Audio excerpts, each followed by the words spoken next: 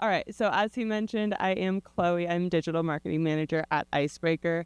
That is not the gum, just to clarify. It is a merino wool brand. We were the first to bring the first 100% merino base layer to the market.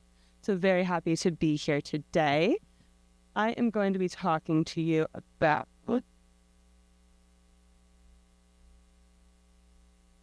technical issues.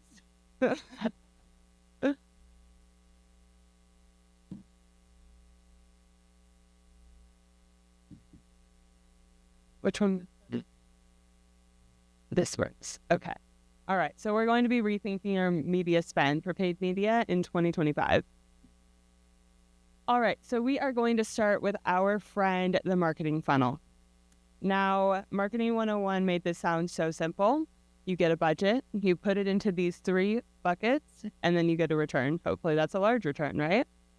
One thing that my marketing class did not review was when you get budget cuts, and budget cuts without expected revenue cuts. So when this happens, what's the first to go? Your top of funnel. So we start to get pushed just to drive as much revenue as possible as paid media managers. And what is the easiest way to return this revenue? It's going to be through paid search ads. And even worse, branded search ads. So we're paying for people who already know our brand to come to the website. I've seen this cycle with multiple brands that I've worked on throughout my experience. And what you start to see is a decline in search interest, sessions, and revenue. How do we stop this cycle? We need to come up with a plan to make a more sustainable cycle in order to grow brand growth. So first we start looking at coming up with a successful plan. So this is going to take a cohesive strategy. You're going to need multiple people in your company in order to buy into this strategy. You're going to need to make sure that it is flexible because no plan set forth can be rigid. We need to have flexibility in order to make sure that we are setting a plan that is going to work for our consumers and for our brand the best. You need to know the risks. Moving dollars away from revenue-driving channels can be very scary, but it is necessary. So you're going to need to work with forecasters in order to see how this impact is going to drive short-term and long-term results in order to avoid panic situations. I find it also important to ensure that these short-term decreases will lead to larger increases in the future. You should prepare for scenarios of high stress and plan for deviations. An example I've seen in my experience is during the holiday season, we will see an immediate pause in awareness spend. So we try to push all of our awareness spend when there are so many large marketers in the market or in the industry. And then what happens when you get to Black Friday, Cyber Week, if you're not seeing your exact revenue return, you immediately pause awareness. So you're no longer getting in front of those new consumers, you're just driving revenue at the bottom of the funnel. You also need to give your brand time to create momentum. I've seen that once you start investing in awareness marketing, you need to have at least 6 weeks in order to start seeing even a slight increase or impact to your business. So some considerations when you are making your new plan for 2025, I would encourage you to consider your awareness versus performance marketing media split. According to the Godfathers of Effectiveness, the ideal media split is 60% into brand and 40% into awareness. Now, if you've never spent in awareness before, I would not suggest this. I would maybe start with a 40-60 split or a 70-30 or a 30-70 split. I would also consider focusing only on new consumers. Now, with brand loyalty on the decline, getting new consumers into your funnel is going to be the most important thing for your business. Rely on email to be bringing back that brand loyalty. Focus on your paid media to be bringing in those new consumers. So maybe consider spending $0 on your returning consumers and only spending on the new consumers in your paid media strategy. Also, consider investing in less markets. We all know that Meta and Google are supposed to be driving our strategy. You set a broad targeting audience, and they find your consumers where they're most likely to convert. However, some small budgets are just not able to optimize at this level. So consider trying to win in a few key markets rather than nationwide budgets. I would keep your goal in mind. You're trying to bring new consumers into your funnel, grow sessions, and ultimately grow your retargeting pool. Increase overall revenue and increase brain saturation. And finally, presenting a strategy shift can be very difficult. However, in our current climate, it is very important to make sure that your strategy is staying up with the current times. You're going to have to work collaboratively with your teams in order to get buy-in from all major stakeholders. You're going to need to give your campaigns time to try to make it in the market. You should also be trying things that you haven't tested before. If you are not getting any new consumers, what are some things in your strategy that have stayed stagnant? Build your strategy knowing that things are going to change. Small pivots are necessary in order to figure out what is good for your business. So while you are planning for FY25 or next year, please take these into consideration. Thank you.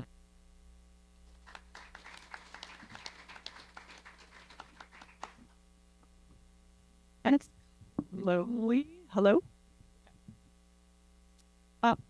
Safety. Okay.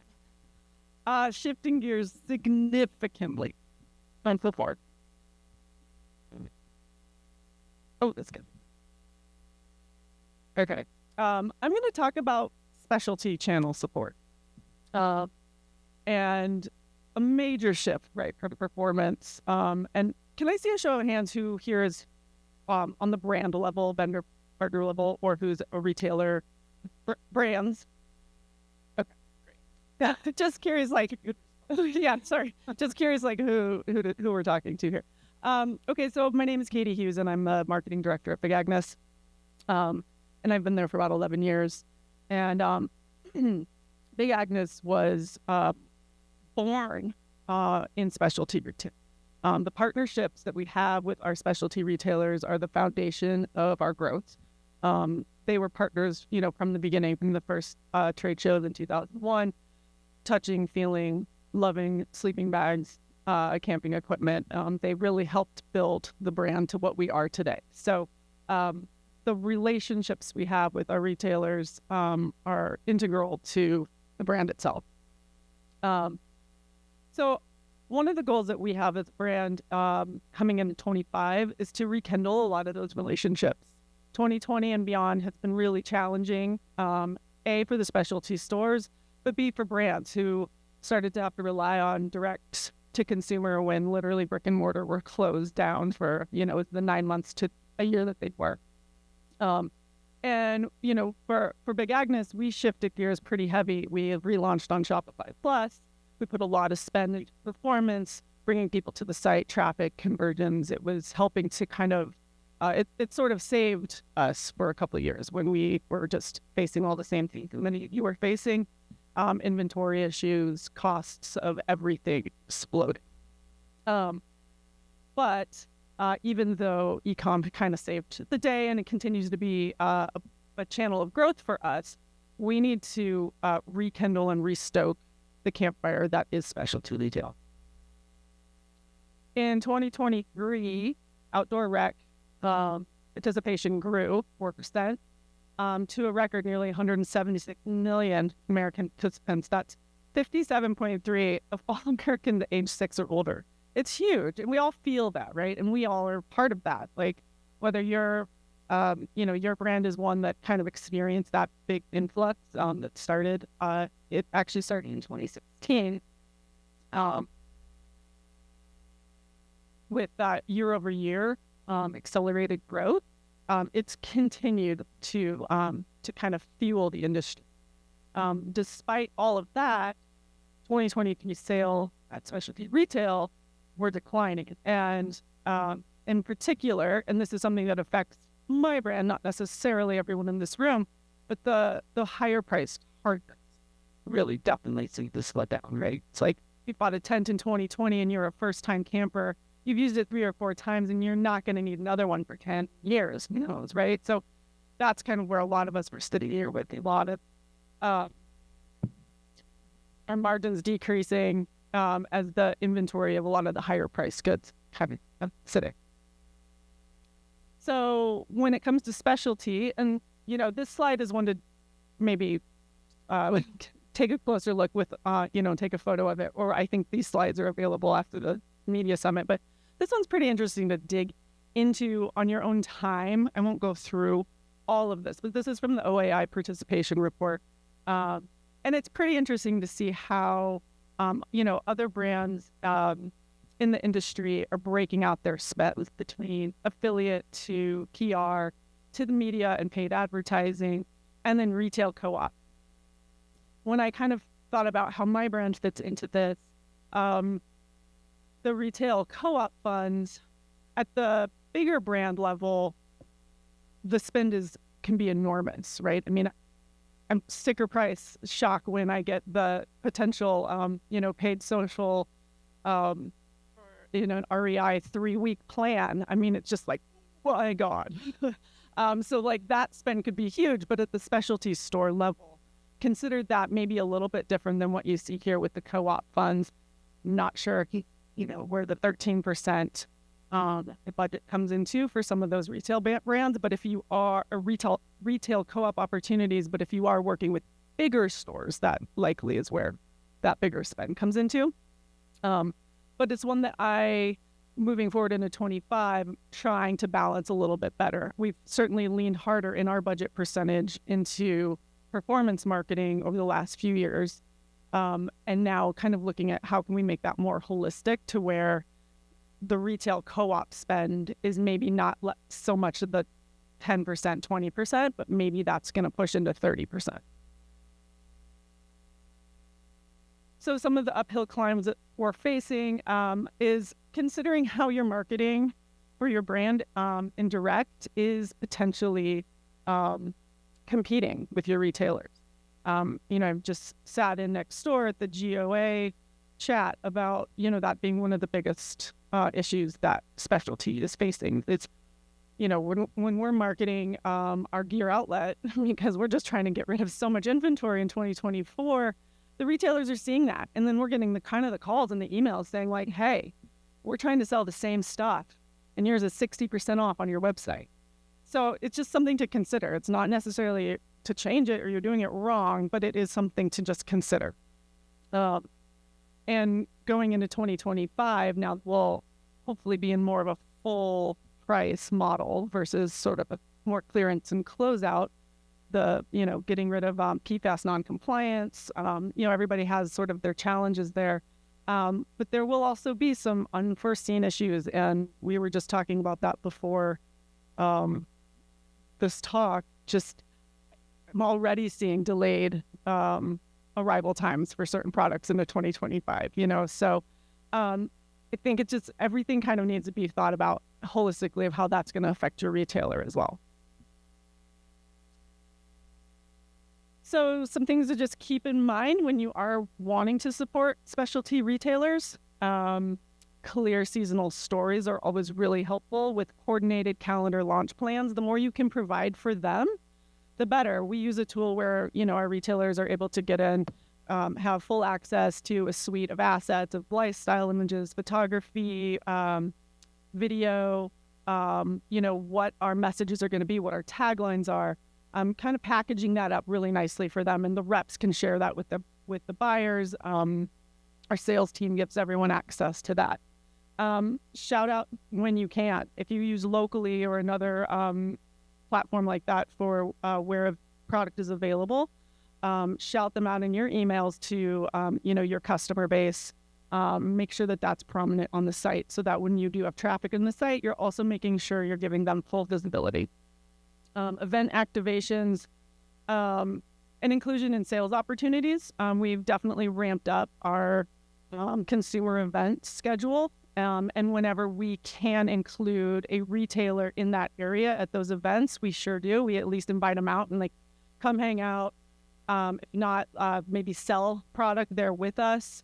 And trying to just even just have more touch points with the retailers when we're in their locations, just going into the store, talking to the staff, bringing them some swag, making sure that they know that the brands give a shit.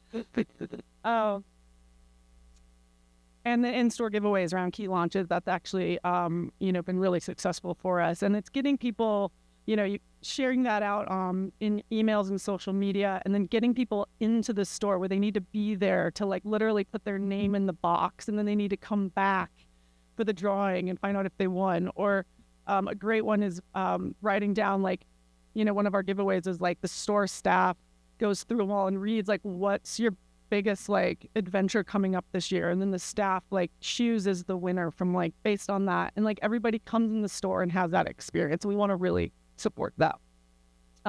Showing up for the people and not just the algorithm. It's that I love Colin's talk about print coming back. I hope it does, I think there's like something missing without this emotional attachment that we have to either being in store, reading magazines, talking to people.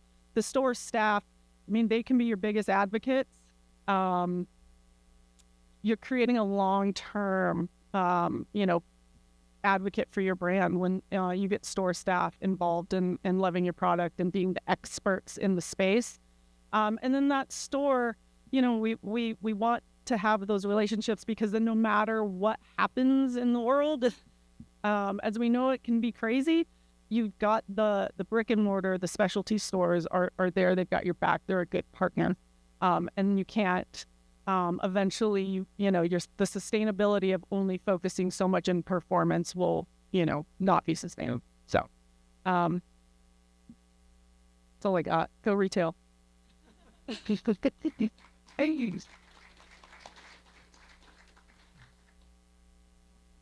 No, you can. That's okay. It's got us.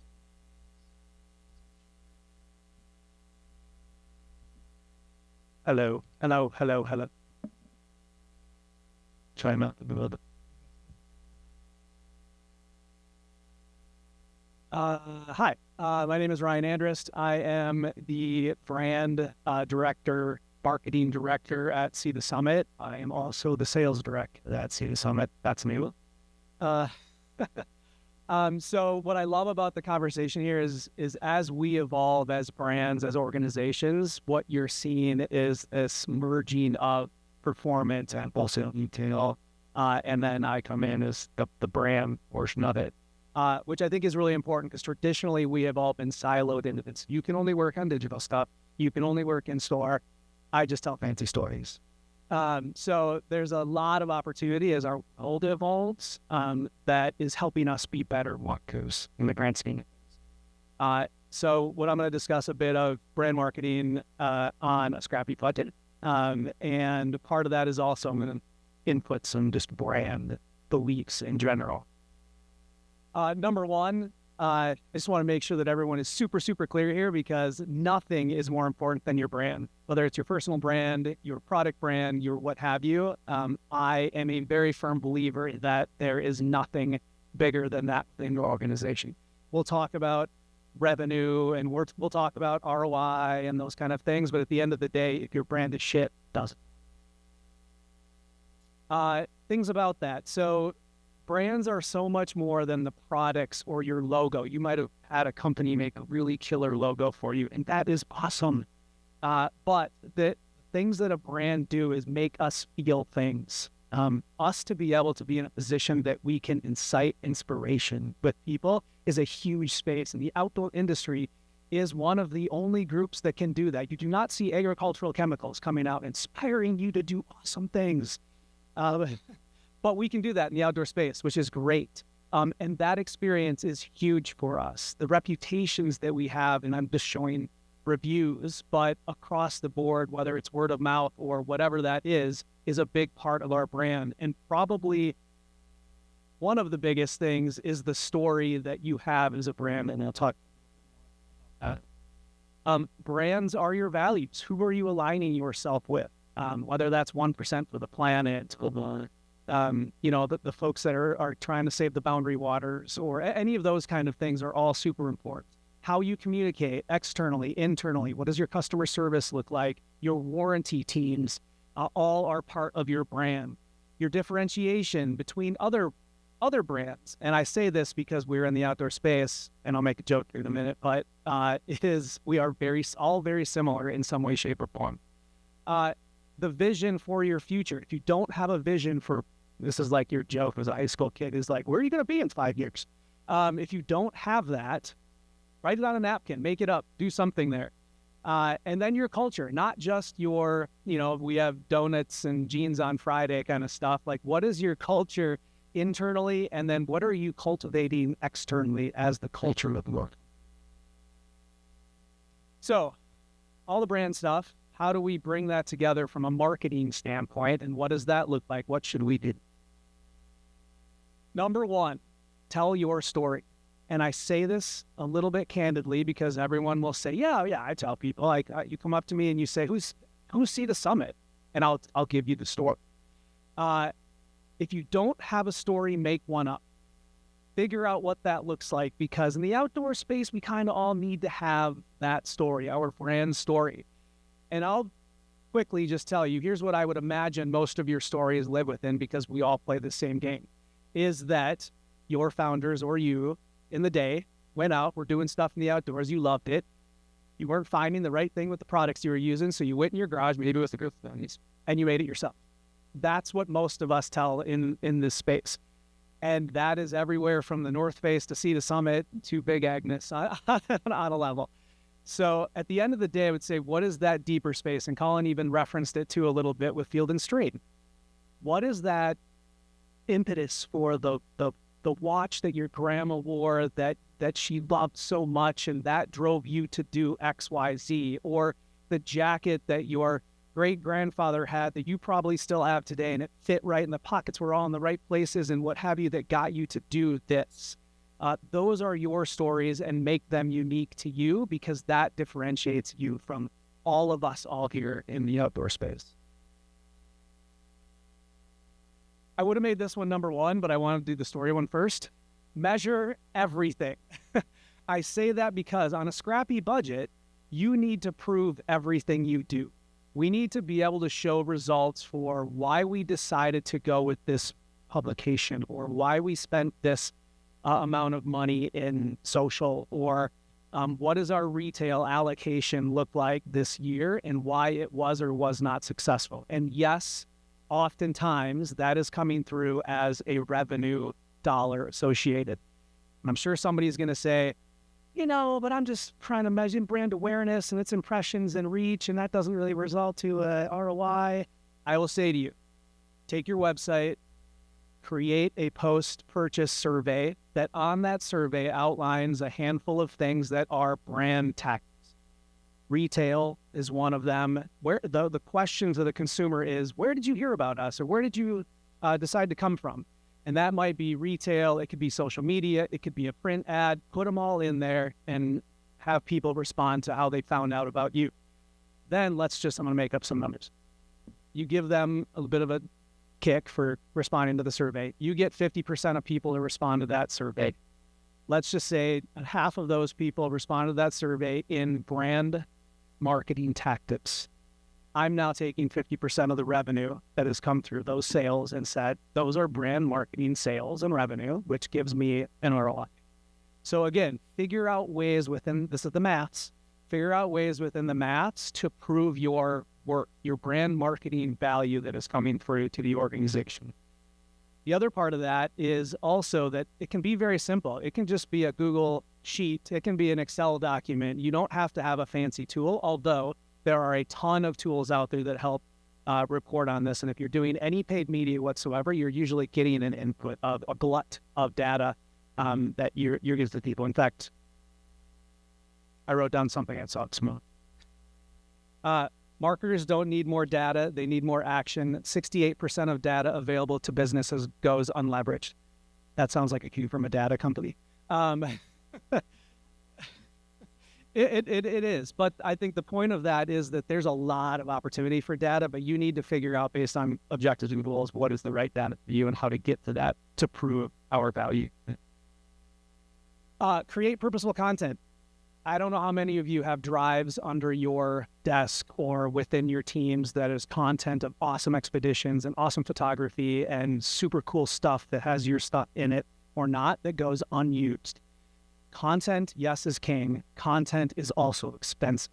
So at the end of the day, you need to have your plan and you need to be able to be in a place where you are delivering the content that meets your plan so that you're not doing multiple shoots and costing a lot of money when you don't have a lot in your marketing budget to begin with, so that is purposeful for the things that you need. Be simple, be bullish, be consistent. I'm going to go backwards on this one. I like to say consistency is king within your brand. The days of wear out. I used to work for Chrysler back in the day, and we had a $250 million budget. We worried about things like wear out with ads. When you're working my first year, I think my budget at Sea to Summit was $250,000 from a marketing budget. And I'm never worried about wear out anymore. So I will hammer you with my ads across the board as often as possible. So even if you're mad about it, you don't forget. Be bullish. Do you have a brand book? If you don't have a brand book, scratch some stuff out and figure out some guidelines of what it means to be your brand. You've told your story. Let's organize what that brand looks like so that you can hold it to the standards that you need to, whether it's at retail or whether you have influencer or affiliate partners or any of those things, so that the consistency of your brand, how it looks, how it feels, how it smells, how it's delivered, is the same every single time. And then be simple. If we're working on super scrappy budgets, we don't have the team or the time or the ability to manage a very complex ecosystem. Be simple with your delivery, and then it'll be that much more. And lastly, expand your reach of authenticity. We're in the outdoor space. We are in no better position than to be scrutinized if we bullshit somebody. So be authentic within, this is my cheer, be authentic within the space so that you are able to also be very consistent, but you are authentic and real to the stories that you're telling, the imagery that you're delivering, the tactics that you are putting out there, the businesses and organizations that you're aligned to, but you're expanding that delivery of your authenticity. And from a tactical standpoint, I'll just say this across the board if you're dealing with scrappy budgets. Number one, I'm a big fan of Meta. I think the social space is a huge opportunity for us, given there's a lot of noise out there. But I also, again, just saw a stat this morning that said social commerce is going to raise 600% by 2030. Huge opportunity that is pretty cost effective in the grand scheme of things. And we could have a whole nother talk about the strategies to deliver appropriately there. But the Meta space is huge. Love them or hate them, influencers do a really great job for us anyway, for a multitude of reasons. Number one, it's getting it out there. But number two, that content is now my content. So I'm able to use that in a host of different places. That is very authentic. Affiliate work. I just talked to somebody this morning about affiliate efforts. We have really leveraged affiliate work in the last couple of years quite heavily. Again, there's a bit of a risk there because you're allowing somebody else to represent your brand. But from a revenue standpoint, again, this is back to measuring everything. The affiliate work comes through really well for us. And especially when you're in a smaller brand and scrappy budget place, it comes across very efficient. The other part of this with that is we tie in a lot of YouTube work, video being such a big deal and all of the stuff that we're doing, that with the authenticity of influencers and affiliates and reviewers gives us a ton of opportunity to play in that YouTube space. That, again, short form content is the space that we start within, and littering in some more longer form is a huge move for us to longer tell those stories for those that want to listen. But that's another one. We talked about events a bit. I know there's a lot of OR, GOA, and whatnot folks around. So how do those events work for you? We've shifted a bit from the larger national ones into more regional and then consumer-facing events the last couple of years. Find the event space to be quite cost efficient. And then depending on if you sell or don't sell, is a really good opportunity from a brand delivery space for you as well. And I think that's where I'm going to. Awesome. Thanks. Okay, thank you.